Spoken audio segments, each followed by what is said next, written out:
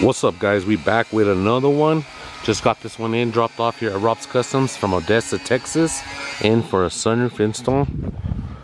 Quick and easy, black suede. Here's the typical gray of the GM. I did notice he already painted his handles, clips, consoles, which will speed up the process. I'll just black these out for him.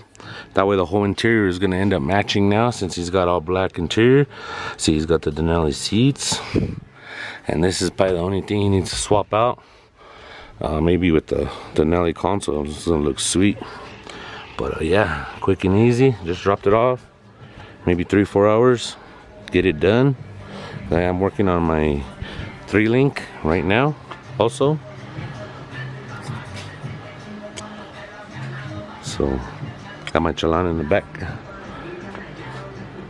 Alright guys, let's get it. Start taking it.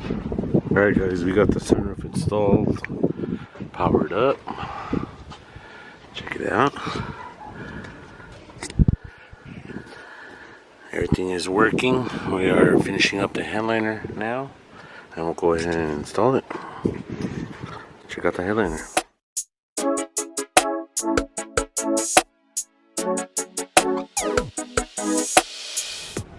Alright guys, install's done, 100%, here it is.